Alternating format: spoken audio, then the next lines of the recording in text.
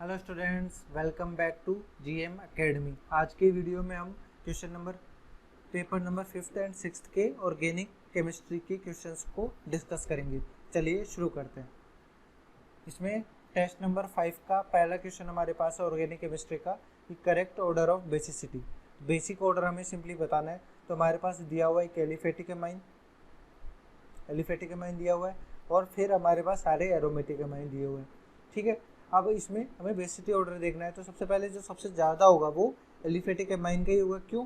क्योंकि CH3NH2 यहाँ पर नाइट्रोजन जो है वो लोकलाइज्ड फॉर्म में इसका लोन पेयर, और यहाँ पर इसकी वजह से प्लस आई ग्रुप भी लग रहा है, तो ये सबसे ज़्यादा बेसिक स्ट्रेंथ होगी। तो यहाँ पर अपन के भी लिख दें, यहाँ बेसिक स्ट्रेंथ के लिए सबसे ज़्यादा इसकी होगी। सेकेंड नंबर पे हमारे पास जो ग्रुप आएगा वो हमारे पास कोई भी एरोमेटिक वाला होगा, NH2। अब यहाँ पर लोन पेयर डीलोकलाइज तो है, बट यहाँ पर ग्रुप जो जुड़े हुए हैं, लेट से NO2 OCH3 और यहाँ पर सिंपल बेंजीन है। तो OCH3 ग्रुप क्या है? प्लस एम है, NO2 माइनस एम है। प्लस एम क्या करता है? इलेक्ट्रॉन डेंसिटी देता है। तो हमारे पास यदि ऐसा कोई ग्रुप जुड़ा हो इलेक्ट्रॉन डेंसिटी दे, तो ये इसके लोन पेयर को इजीली डोनेट करने की टेंडेंसी बढ़ जाएगी, क्योंकि ये इलेक्ट्रॉन रिच होगा।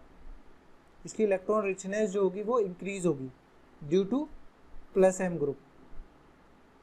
ठीक है, इसके बाद में इसलिए इस वजह से प्लस एम ग्रुप की प्रेजेंस होने की वजह से बेसिक स्ट्रेंथ इसकी सबसे इसके बाद आएगी। फिर हमारे किसकी आएगी? सिंपल एनिलीन की। यहाँ पे कोई भी ग्रुप नहीं जुड़ा हुआ है, बट यहाँ पर डिक्रीज नहीं कर रहा है कोई ग्रुप। फिर सबसे लास्ट में जो आएगा हमारा वो NO2 ग्रुप आएगा, क्योंकि माइनस एम ग्रुप क्या करता है? इलेक्ट्रॉन डेंसिटी को कम करता है। तो ये लोन पेयर है इसके ऊपर, यदि इसकी इलेक्ट्रॉन डेंसिटी कम होगी तो ये अपने लोन पेयर को अपने पास रखना चाहिए, क्योंकि इलेक्ट्रॉन डेफिशिएंट है तो इजीली डोनेट नहीं करना चाहिए। तो NO2 इसकी बेसिक स्ट्रेंथ को डिक्रीज करेगा। ये माइनस एम ग्रुप है, ये प्लस एम ग्रुप है। तो आप यदि याद करना चाहें तो बेसिक स्ट्रेंथ जो होती है वो डायरेक्टली प्रोपोर्शनल होती है प्लस आई की और प्लस एम ग्रुप की, और इन्वर्सली प्रोपोर्शनल होती है 1/-आई, और इन्वर्सली प्रोपोर्शनल होती है माइनस एम। ठीक है, इसी बेसिस पे हमने ऊपर बेसिक स्ट्रेंथ का ऑर्डर लिखा है। तो इस तरह से ऑर्डर हमारे पास कहाँ दिया हुआ है? यहाँ पर देखिए, ये वाला जो ऑर्डर हो रहा है ये अपने पास मैच हो रहा है, इसलिए जो हमारा आंसर हो जाएगा वो हो जाएगा C। ठीक है, नेक्स्ट क्वेश्चन देखते हैं। नेक्स्ट क्वेश्चन में पूछा गया कि यहाँ पर एक लुईस स्ट्रक्चर दिया हुआ है, ये हमारे पास एलीन का स्ट्रक्चर है। इसके बारे में कुछ स्टेटमेंट पूछे गए हैं कि इज़ द मोलिकुलर प्लेनर। तो ये मोलिक्यूल जो होता है ये इस तरह से है कि हमारे पास यहाँ पर एक कार्बन, ये कार्बन और ये कार्बन है। ठीक है, हमारे पास पहला पाई बॉन्ड हमने बनाया। यहाँ पर एक एक्सिस मान ली, इंटरन्यूक्लियर एक्सिस, ये जो सिग्मा बॉन्ड बन रहे हैं ये हमारे पास एक्स एक्सिस है, लेट से। ठीक है, अब पाई बॉन्ड जो होगा वो परपेंडिकुलर प्लेन में होगा, तो ये हमारे पास PY हमने ले लिया। तो यहाँ पर PY एक बार बन गया। इसके बाद में जो नेक्स्ट पाई बॉन्ड बनेगा, नेक्स्ट पाई बॉन्ड हमारे पास में क्या बनेगा? अब इस कार्बन तो PY हो गया, X हो गया, अब बचा PZ। ये PZ और ये PZ। ठीक है, इन दोनों के बीच में पाई बॉन्ड का फॉर्मेशन होगा। ठीक है, अब जो पाई बॉन्ड है और सिग्मा बॉन्ड है वो एक दूसरे के परपेंडिकुलर डायरेक्शन में होंगे। तो हमारे पास ये वाई डायरेक्शन में, तो हमारे पास जो ये सिग्मा बॉन्ड होंगे ये XZ डायरेक्शन प्लेन में होंगे। तो यहाँ पर हाइड्रोजन ये हो गए, ये किस प्लेन में? XZ प्लेन में। ठीक है, बट यहाँ पर जो हाइड्रोजन आएंगे, यहाँ पर जो हाइड्रोजन जो जुड़े हुए हैं वो किस प्लेन में होंगे? PZ यहाँ पे दिया हुआ है, दैट मीन्स XY प्लेन में। तो ये XZ और XY प्लेन एक दूसरे के क्या है? परपेंडिकुलर डायरेक्शन में। तो परपेंडिकुलर डायरेक्शन में तो ये क्या हो जाएगा? यहाँ पर ये हाइड्रोजन इस तरह से होंगे, एक वैज पे हो जाएगा और एक डैश पे हो जाएगा। तो इससे हमें क्या देखने को मिल रहा है कि हमारे पास ये जो मोलिक्यूल है ये कुछ इस तरह से दिख रहा है। आप यदि इसको अब देखना चाहें तो हमारे पास डबल बॉन्ड यहाँ पे लगा हुआ है। इसके बाद में हमारे पास यहाँ पर हाइड्रोजन, ये H और ये सिंपल इस तरह से। तो ये जो मॉलिक्यूल है ये सारे एटम क्या हो रहे हैं? एक प्लेन में नहीं आ पा रहे, ये आउट ऑफ, ये पीछे की जा रहा है और ये अपनी तरफ आ रहा है। तो ये जो मॉलिक्यूल हो जाएगा ये हो जाएगा नॉन प्लेनर। ठीक है, इसके अलावा ये जो बॉन्ड है ये क्या आ रहा है? हमारे पास नॉन प्लेनर होने की वजह से हमारे पास यहाँ पर GI नहीं होगा। जियोमेट्रिकल आइसोमर्स कहाँ होते हैं? जहाँ पर प्लेनर मॉलिक्यूल होते हैं। ठीक है, तो GI भी ये नहीं शो करेगा। इसके बाद अपन जो सेंटेंस दिया गया है कि ये 1,3-डाइक्लोरोप्रोपेनडाइन, हमारे पास इसी में आप क्या करें, एक बार क्या लगा दें, यहाँ पे क्लोरीन और बाकी हाइड्रोजन यहाँ जुड़ा हुआ है और यहाँ पर हाइड्रोजन जुड़ा हुआ है। ठीक है, अब यहाँ पूछा गया है कि इज द मॉलिक्यूल पोलर और non polar. Polar non polar के लिए क्या देखेंगे, हमारे पास बॉन्ड मोमेंट देखिए, इसका इस डायरेक्शन में आएगा, इसका किस डायरेक्शन में आएगा, इसका इस डायरेक्शन में आएगा। अब लेट से आप इस तरह से कॉन्फ़िगरेशन बनाएं, आप यदि इस तरह से बोलें कि चले सर हम इसको डैश पे रखते हैं और हाइड्रोजन और ये भी Cl, तो ये जो Cl है ये दोनों ही केस में एक दूसरे के अपोजिट नहीं है, ये हमारे पास प्लेनर है। लेट से हमारे पास एक प्लेन है, इस प्लेन में जो बॉन्ड है वो इस डायरेक्शन में ये, और ये अपवर्ड डायरेक्शन में, ये अपवर्ड डायरेक्शन में, दोनों एक दूसरे के परपेंडिकुलर है। तो इनका जो ओवरऑल रिजल्टेंट होगा वो कुछ ना कुछ पॉजिटिव आएगा, जीरो कभी भी नहीं होगा, यहाँ पर भी नहीं होगा।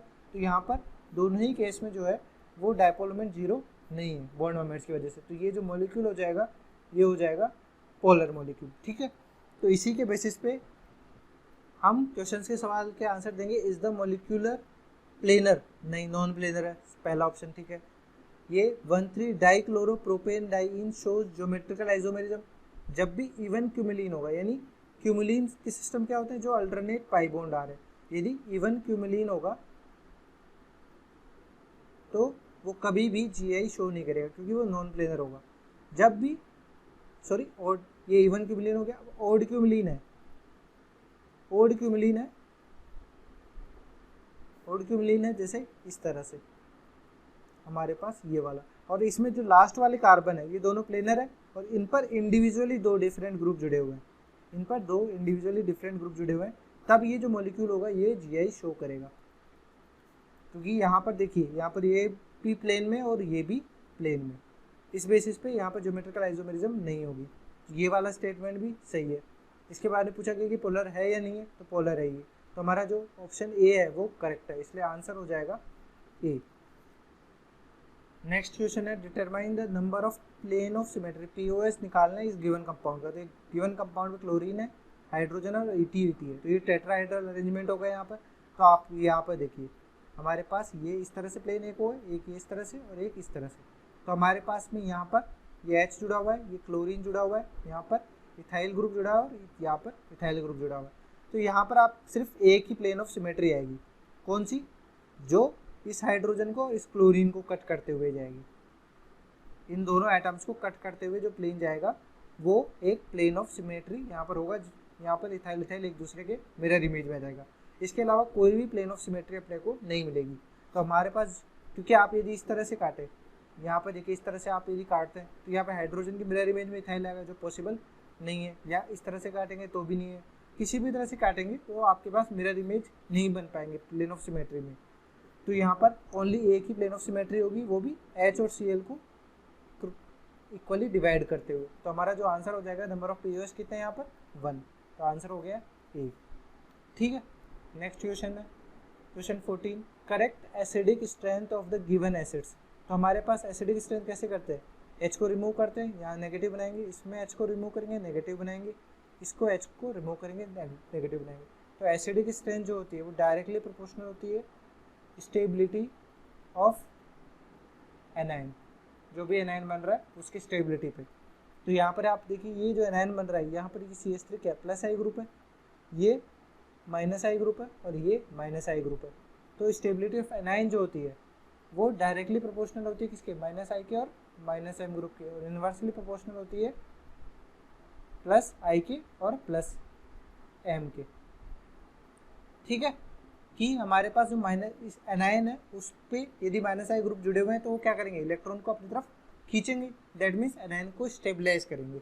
तो यहाँ पर देखिए सबसे ज़्यादा स्टेबिलिटी किसकी होगी, क्योंकि यहाँ पर माइनस आई ग्रुप जो होते हैं डिस्टेंस डिपेंडेंट भी होते हैं, सबसे ज़्यादा स्टेबल होगा सेकेंड।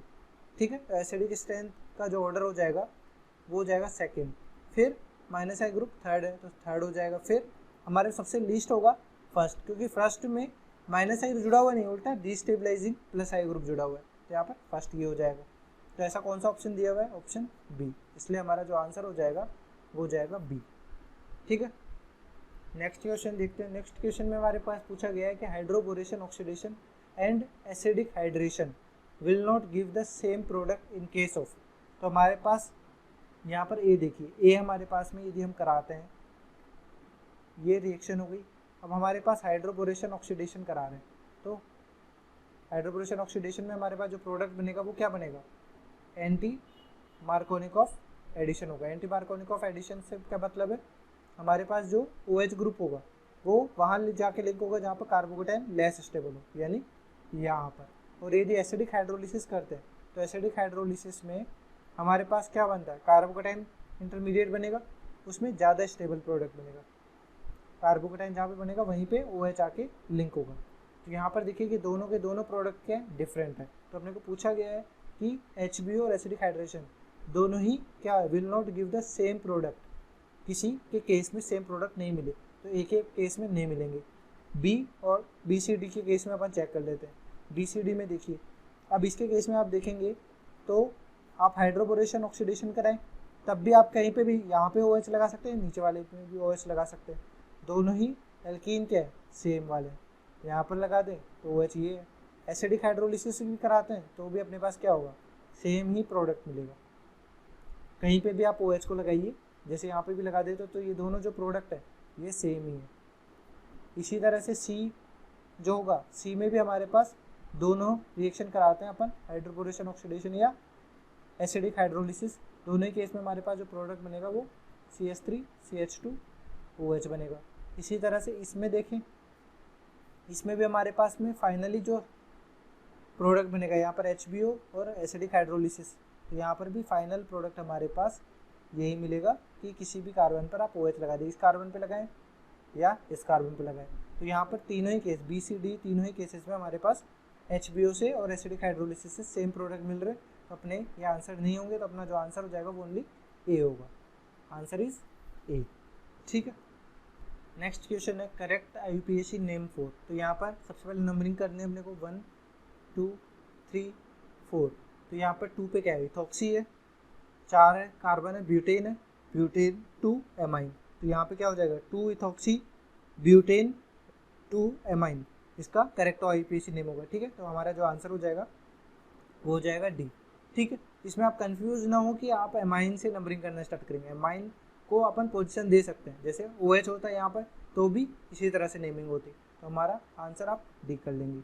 नेक्स्ट क्वेश्चन देखते हैं, identify number of nucleophilic substitution, that means SN reaction अपने को पता करनी है कि कौन सी SN रिएक्शन होगी। तो यहाँ पर PCl3 के साथ में इसकी रिएक्शन हो रही है अल्कोहल की, तो ये क्या रिएक्शन होगी, SN2। यहाँ पर देखें ये क्या होगा, E2 रिएक्शन होगी, एलिमिनेशन हो रहा है अल्कोहलिक KOH के केस में। यहाँ पर HBr है तो ये अटैक करेगा, ये क्या हो रहा है, इलेक्ट्रोफिलिक एडिशन रिएक्शन होगी। ठीक है, डी ऑप्शन में देखें तो यहाँ पर HCl ZnCl2 के साथ में रिएक्शन हो रही है, ये क्या होगी, SN1 कार्बोकेटाइन का फॉर्मेशन होगा, फिर Cl- अटैक करेगा, SN1 पाथ फॉलो करेगी। NaOH के साथ में रिएक्शन करा रहे हैं तो यहाँ पर ये क्या है, ब्रिज हेड कार्बन है, ब्रिज हेड कार्बन पर OH- की वजह से SN2 रिएक्शन होगी, नहीं होगी, नो SN रिएक्शन, कोई भी रिएक्शन नहीं होगी यहाँ पर। फिर हमारे पास F देखते हैं, F में हमारे पास H+ दिया हुआ है तो ये रिमूव होगा, कार्बोकेटाइन बनेगा, फिर ये जाएगा, फिर कार्बोकेटाइन बनेगा, फाइनल प्रोडक्ट जो बन जाएगा अपने पास वो कुछ ऐसा बनेगा। हमारे पास यहाँ पे कार्बोकेटाइन, ये रेजोनेंस हुआ, रेजोनेंस होने के बाद में ये ऐसा, और फिर हीट करने पे यहाँ से हाइड्रोजन रिमूव हो जाएगा, तो फाइनल प्रोडक्ट बेंजीन बन जाएगा यहाँ पे। तो यहाँ पर ये जो रिएक्शन हो रही है क्या हो रही है, एलिमिनेशन रिएक्शन हो रही है, और कौन सा एलिमिनेशन है, E1 एलिमिनेशन है। तो अपने को पूछना है कि number of nucleophilic substitution reaction, तो यहाँ पर A और D nucleophilic substitution reaction show कर रहे हैं, तो हमारा जो आंसर हो जाएगा वो हो जाएगा 2। ठीक है, नेक्स्ट क्वेश्चन देखते हैं। नेक्स्ट क्वेश्चन में आप देखिए कि यहाँ पर हम टेस्ट नंबर 6 से स्टार्ट कर रहे हैं। टेस्ट नंबर 6 पे पहला क्वेश्चन हमारे पास है कि मैग्नीशियम ईथर का 1 इक्विवेलेंट दिया हुआ है। मैग्नीशियम ईथर में किसी भी अल्काइल हैलाइड जैसे RX है, आप उसकी मैग्नीशियम के साथ में रिएक्शन कराएंगे तो बन जाएगा RMgX। बट यहाँ पर किससे बनेगा अपने को ये बनाना है, तो हमारे पास जो कार्बन ब्रोमीन है उसकी बॉन्ड एनर्जी क्या है, कम है, किससे, कार्बन Cl से, तो ये इजीली टूट जाएगा और इससे A बनेगा। तो ये बना जो कंपाउंड है वो हमारे पास है यहाँ पे क्लोरीन, यहाँ पे MgBr। ठीक है, इससे क्या हो जाएगा, D2O से एसिड बेस रिएक्शन होगी सिंपली, क्योंकि यहाँ पर क्या है, ये एनाइन है और एसिडिक H है, तो हमारे पास जो बन जाएगा वो क्या बनेगा, हमारे पास यहाँ पर ये ड्यूटेरियम लग जाएगा, ये क्लोरीन है, यहाँ पर ये ड्यूटेरियम है। सोडियम ड्राई ईथर की प्रेजेंस में कौन सी रिएक्शन होती है, वुड्स रिएक्शन। वुड्स रिएक्शन में क्या होगा, इंटरमीडिएट क्या बनेगा, carbon free radical. Carbon free radical आप इस तरह से समझ लीजिए कि हमारे पास, ठीक है, यहाँ पर ड्यूटेरियम है 1 2 3, इस कार्बन क्लोरीन रिमूव होगा, फ्री रेडिकल यहाँ पे बन जाएगा। सिमिलरली यहाँ पर होगा फ्री रेडिकल, यहाँ पर आप यदि इस तरह से देखें 5 मेंबर रिंग है ड्यूटेरियम और हमारे पास 3 पे यहाँ पर, अब यहाँ पर कम्बिनेशन रिएक्शन होगी, ये दोनों कंबाइंड हो जाएंगे और फाइनल जो प्रोडक्ट बनेगा वो हमारे पास क्या बनेगा, फाइनल प्रोडक्ट हमारे पास ये बनेगा। ठीक है, इसमें आप यहाँ पे जाइए और ये इस तरह से, तो यहाँ पर 3 पोजीशन पे ड्यूटेरियम रहेगा और यहाँ पर भी 3 पोजीशन पे ड्यूटेरियम रहेगा, ये वाला आंसर हो जाएगा। इसलिए हमारा जो ऑप्शन है वो होगा बी। ठीक, आंसर इज बी। आपको बस यही ध्यान देना था इनिशियली यहाँ पर कि बी आर और सी एल में से मैग्नीशियम किसके साथ जाएगा, तो बी आर के साथ जाएगा, क्योंकि कार्बन बी आर बॉन्ड की bond energy carbon C L से कम होती है। ठीक है, नेक्स्ट, एक compound is treated with NaNH2 to give sodium salt, identify the, तो ये हमारे पास बेस है। सोडियम सॉल्ट कौन देगा, जब कोई एसिड हो, तो C2H2 का स्ट्रक्चर आप देखेंगे तो CH ट्रिपल बॉन्ड CH है, तो यहाँ पर ये क्या है, एक्टिव हाइड्रोजन है, एसिडिक हाइड्रोजन आप बोल सकते हैं। तो ये NaNH2 के साथ में रिएक्शन करके सोडियम सॉल्ट का फॉर्मेशन करेंगे। यहाँ पर CH triple bond C minus Na plus हो गया, प्लस अमोनिया गैस रिलीज हो जाएगी। इसी तरह से तो यहाँ पर एक ऑप्शन हो सकता है। बी ऑप्शन में देखिए, बी ऑप्शन क्या है, बेंजीन है, बेंजीन के साथ रिएक्शन होगी नहीं, इथाइन है, ये एल्केन है। इन तीनों ही की केस में आप यदि किसके साथ रिएक्शन कराएं, सोडामाइड के साथ में रिएक्शन कराएंगे तो इन पे कोई रिएक्शन नहीं होगी। क्यों रिएक्शन नहीं होगी, क्योंकि ये सबके सभी क्या है, ये दोनों इलेक्ट्रॉन रिच है। हमारे पास NaNH2 क्या है, ये भी नेगेटिव चार्ज है। जब नेगेटिव नेगेटिव के बीच में कभी अट्रैक्शन नहीं होता, कोई पॉजिटिव साइड हो तब अटैक होगा, तो यहाँ पर अटैक पॉसिबल नहीं है। और एल्केन है, ये जो इनर्ट नेचर का होता है, तो किसके साथ भी रिएक्शन नहीं करता। तो यहाँ पर जो हमारा आंसर हो जाएगा वो हो जाएगा ए। ए में हमारे पास में यहाँ पर एसिडिक हाइड्रोजन दिया हुआ था, वो एसिडिक हाइड्रोजन किसके साथ, NaNH2 के NH2 माइनस बेस के साथ रिएक्शन करके क्या बना लेगा, अमोनिया गैस रिलीज हो जाएगी और सोडियम सॉल्ट अपने पास मिल जाएगा। नेक्स्ट क्वेश्चन में पूछा गया है कि highest heat of hydrogenation is shown by which of the following compound. तो हीट ऑफ हाइड्रोजनेशन के लिए सबसे पहले आप क्या देखते हैं, number of pi bonds check करते हैं। ठीक है, तो number of pi bonds check कर लेते हैं सबसे पहले। तो यहाँ पर देखिए, यहाँ पर 3 पाई बॉन्ड है, यहाँ पर 3 पाई बॉन्ड है, यहाँ पर भी 3 पाई बॉन्ड है, यहाँ पर भी 3 पाई बॉन्ड, तो नंबर ऑफ पाई बॉन्ड्स तो सेम है। इसके बाद में अपन जो फैक्टर देखेंगे वो हीट ऑफ हाइड्रोजनेशन क्या होता है, इन्वर्सली प्रोपोर्शनल होता है स्टेबिलिटी ऑफ एल्कीन की। स्टेबिलिटी ऑफ एल्कीन के हीट ऑफ हाइड्रोजनेशन इन्वर्सली क्यों प्रोपोर्शनल होता है, कि जैसे हमारे पास कोई एल्कीन है, उसका यदि हाइड्रोजनेशन करा रहे हैं आप CH2 हाइड्रोजनेशन करा रहे हैं, तब हमारे पास क्या मिल रहा है, CH3। तो हमारे पास ये रिएक्शन फॉरवर्ड कब जाएगी, जब हमारे पास ये जो मॉलिक्यूल है ये स्टेबल हो, ये स्टेबल हो और ये हमारे पास क्या हो, अनस्टेबल हो। ठीक है, तो यदि ये मॉलिक्यूल ज़्यादा से ज़्यादा अनस्टेबल होगा तो इसमें H2 के मॉलिक्यूल्स क्या होंगे, ऐड होंगे, और H2 मॉलिक्यूल्स ऐड होंगे, हमारे पास जो बॉन्ड फॉर्म होगा यहाँ पर CH2 और यहाँ पर ये दो बॉन्ड जुड़ रहे होते हैं। ठीक है, तो यहाँ पर बॉन्ड फॉर्मेशन हो रहा है, उसकी वजह से जो एनर्जी रिलीज होती है वो ही हमारा हीट ऑफ हाइड्रोजनेशन है। तो जितना ज़्यादा अनस्टेबल एल्कीन होगा उतना ही ज़्यादा H2 मॉलिक्यूल्स हमारे पास यूज़ होंगे और उतने ही कार्बन हाइड्रोजन बॉन्ड ईजिली बनेंगे और हमारे पास स्टेबल मॉलिक्यूल का फॉर्मेशन होगा। और यदि आप इस तरह से समझ सकते हैं ठीक है, अदरवाइज आप मेमोराइज कर सकते हैं कि HOH जो होता है उसमें आप नंबर ऑफ पाई बॉन्ड्स पहले ही कैलकुलेट कीजिए, उसके बाद में जो रिलेशन है वो स्टेबिलिटी ऑफ एल्कीन देखना है। तो यहाँ पर आप देखिए ए ऑप्शन में देखिए, तो ए ऑप्शन में यहाँ पर कोई रेजोनेंस नहीं है, नो रेजोनेंस, तो अल्फा H काउंट कर लेंगे।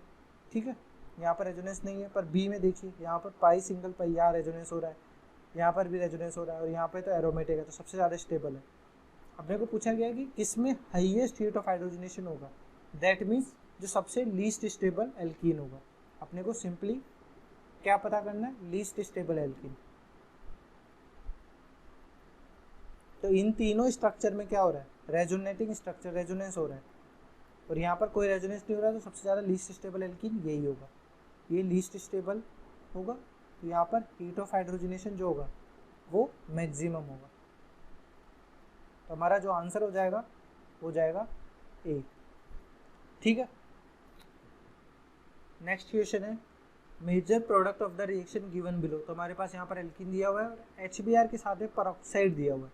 ये काफ़ी इंपॉर्टेंट रिएक्शन है। इसमें जो प्रोडक्ट बनता है वो एंटी मार्कोनिकॉफ प्रोडक्ट बनता है और इस रिएक्शन को अपन क्या बोल सकते हैं, इफेक्ट को क्राश इफेक्ट भी बोलते हैं, परऑक्साइड इफेक्ट भी बोलते हैं। ठीक है, इसमें क्या होता है, फ्री रेडिकल मैकेनिज्म फॉलो होती है। इसमें 2 फ्री रेडिकल्स का फॉर्मेशन होगा। देख, तो यहाँ पर आपके पास फ्री रेडिकल जो बनेंगे इस पाई बॉन्ड को ब्रेक करके बनेंगे। तो हमारे पास एक फ्री रेडिकल हमने यहाँ पे बनाया और Br यहाँ पे जुड़ जाएगा। दूसरे केस में फ्री रेडिकल कहाँ पे बनाएंगे, फ्री रेडिकल यहाँ पे बनाया और Br बनाया। तो कौन सा ज़्यादा स्टेबल फ्री रेडिकल है? जो फ्री रेडिकल फॉर्मेशन जो स्टेप होता है वो हमारे पास RDS स्टेप है। ठीक है, तो RDS स्टेप है, तो यहाँ पर फ्री रेडिकल कौन सा ज़्यादा स्टेबल है, ये वाला, क्योंकि यहाँ पर 3 अल्फा H है, हाइपर कॉन्जुगेशन भी होगा और इसका +I भी होगा। तो यहाँ पर ये मोस्ट स्टेबल फ्री रेडिकल का फॉर्मेशन हो रहा है और इसी के कॉरस्पॉन्डिंग जो प्रोडक्ट बनेगा वो अपना मेजर प्रोडक्ट बनेगा। तो इस बेसिस पे अपने पास अब हाइड्रोजन जो मिल जाएंगे वो यहाँ से मिल जाएगा CH2CH Br और फिर ये बेंजीन हो जाएगा यहाँ पे CH3। ठीक है, यहाँ पर आप देखिए कि एंटी मार्कोनिकॉफ एडिशन से कैसे मतलब हो रहा है कि जो Br जुड़ रहा है वो Br कहाँ पे जुड़ेगा, जहाँ पे कार्बोकेटाइन लीस्ट स्टेबल होगा। तो यहाँ पर कार्बोकेटाइन जो है वो लेस स्टेबल है, तो Br यहाँ पे जुड़ रहा है और कौन सा प्रोसेस फॉलो कर रहा है, फ्री रेडिकल मैकेनिज्म फॉलो कर रहा है। तो इस तरह से हमारा कौन सा ऑप्शन यहाँ पर मैच कर रहा है, यहाँ पर देखिए आप, यहाँ पर C जो ऑप्शन है वो इससे मैच कर रहा है, इसलिए जो हमारा आंसर हो जाएगा वो हो जाएगा C। ठीक है, आपको तो सिंपली डायरेक्टली लगाना है कि जहाँ पर भी कार्बोकेटाइन लीस्ट स्टेबल हो डबल बॉन्ड एल्कीन के, वहाँ पर Br को जोड़ देना है इन केस ऑफ परऑक्साइड। ठीक है, यदि यहाँ पर HCl और परऑक्साइड दिया होता तब ये रिएक्शन नहीं होती, वहाँ पर मार्कोनिकॉफ एडिशन ही होता है। एंटी मार्कोनिकॉफ ओनली HBr के केस में ही होता है। ठीक है, नेक्स्ट क्वेश्चन 12 है, choose the product of the following reaction. यहाँ पर ग्रिग्नार्ड रिएजेंट है, ग्रिग्नार्ड रिएजेंट न्यूक्लियोफाइल की तरह काम करेगा। अटैक किस पे करेगा, सबसे पहले न्यूक्लियोफिलिक एडिशन पे। SN2 रिएक्ट थोड़ी लेस होती है। ठीक है, यदि आप देखें तो न्यूक्लियोफिलिक एडिशन जो होता है वो फास्टर होता है किससे, SN2 से। तो यहाँ पर ये अटैक किएगा, ऑक्सीजन ऊपर चला जाएगा। तो यहाँ पर जो फाइनल प्रोडक्ट बनेगा वो क्या बनेगा, हमारे पास ये इस तरह से यहाँ पे क्लोरीन चले गए, यहाँ पर O-, यहाँ पर ये CH3। ठीक है, इसके बाद में ये इंट्रा SN2 होगी। इंट्रा SN2 इस पर अटैक कराइए, ये इस तरह से molecule intra SN2 reaction. Intra SN2 जो थी इंट्रा SN2 से ज़्यादा होगी। जो CH3- बाहर रखा हुआ है वो अटैक करे उससे पहले ही O- अटैक कर जाएगा इस कार्बन पर और क्लोरीन को रिमूव कर देगा। यहाँ पर कितने मेंबर रिंग बन जाएगी, 1 2 3 4 5 6 मेंबर रिंग बन जाएगी। तो 6 मेंबर रिंग हमारे पास ये बेंजीन हो गया, इसी के साथ में 6 मेंबर रिंग आप बना दीजिए। 6 मेंबर रिंग ये हो गई। अब 6 मेंबर में यहाँ पर ऑक्सीजन होगा और यहाँ पर इस कार्बन पर क्या है जुड़ा हुआ है, मिथाइल जुड़ा हुआ है।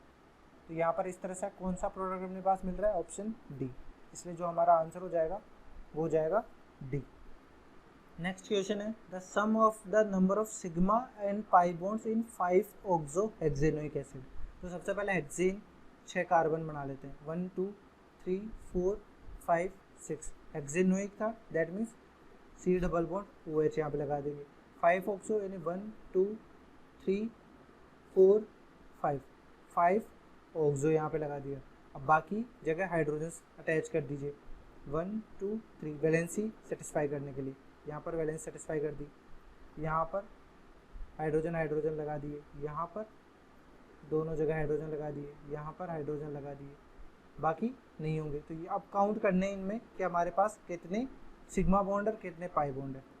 तो यहाँ पर देखिए पाई बॉन्ड जो है वो कितने, 1 2, पाई बॉन्ड 2 हो गए। सिग्मा बॉन्ड हमारे पास 1 2 3 4 5 6 7 8 9 10 11 12 13 14 15 16 17 और ये 18। तो टोटल सम यदि अपन पूछें तो सम क्या हो जाएगा, 18 + 2 विच इज़ 20। तो हमारा जो आंसर हो जाएगा वो हो जाएगा ए। तो आंसर हो गया यहाँ पर ए। नेक्स्ट क्वेश्चन है, the number of optically active structural isomers of C4H9Br। तो अपने को C4H9Br का सबसे पहले डिग्री ऑफ अनसैचुरेशन निकालना है। वो क्या आएगा 0, दैट मीन्स पाई बॉन्ड या रिंग नहीं है। तो हमारे पास 4 कार्बन है पेरेंट चेन में, यहाँ पर Br लगा दीजिए, तो इसके टोटल स्ट्रक्चरल आइसोमर बनाइए। तो पहला Br यहाँ पे लग गया, दूसरे केस में Br यहाँ पे लग जाएगा। तीसरा केस अपन जो बना सकते हैं वो तीसरा केस हमारे पास ये बन सकता है Br का, और फोर्थ केस हमारे पास बन सकता है ये वाला। ठीक है, इन सब केसेस में अब अपने पास स्ट्रक्चरल आइसोमर इसके अलावा कोई पॉसिबल नहीं है। अपने पास पूछा गया कि ऑप्टिकली एक्टिव कौन सा होगा, यहाँ पर कोई भी कायरल सेंटर नहीं है, तो ये ऑप्टिकली इनएक्टिव होगा। यहाँ पर देखिए ये जो कार्बन है ये कायरल हो रहा है, कायरल कार्बन है, इसलिए ये जो मॉलिक्यूल होगा ये कायरल होगा। यहाँ पर अपने पास दोनों कंपाउंड मिलेंगे, डी भी मिलेगा और एल भी मिलेगा। ये भी कायरल नहीं है, नॉट कायरल, और ये भी कायरल नहीं है, नॉट कायरल। ठीक है, तो अपने पास जो ऑप्टिकली एक्टिव कंपाउंड्स जो मिल रहे हैं वो दो मिल रहे हैं, एक तो डी फॉर्म में मिल रहा है और एक एल फॉर्म में मिल रहा है। बट अपने को यहाँ पर जो पूछा गया है वो पूछा गया ओनली स्ट्रक्चरल आइसोमर। ठीक है, तो यहाँ पर ये जो डी और एल है इन दोनों का ही क्या है, सेम स्ट्रक्चर है। तो अपने पास सेम स्ट्रक्चर है, इसकी वजह से यहाँ पर जो काउंटिंग होगी स्ट्रक्चरली ऑप्टिकली एक्टिव जो होगा कंपाउंड वो सिर्फ एक ही होगा। यदि अपने को पूछता कि टोटल नंबर ऑफ आइसोमर्स जो कि ऑप्टिकल एक्टिव है, तब हमारा जो आंसर होता वो 2 होता। तो ये काफ़ी ट्रिकी है, आपको गौर करना है कि स्ट्रक्चरल वर्ड वहाँ पे लिखा हुआ है, तो स्ट्रक्चर जो होंगे एंजियोमर्स जो होते हैं उनका एक ही होता है, इसलिए हमारा जो यहाँ पर 22 का आंसर होगा वो होगा 1। ठीक है, इस तरह से हमने आज 5th और 6th पेपर्स के सॉल्यूशंस को कंप्लीट कर लिया है।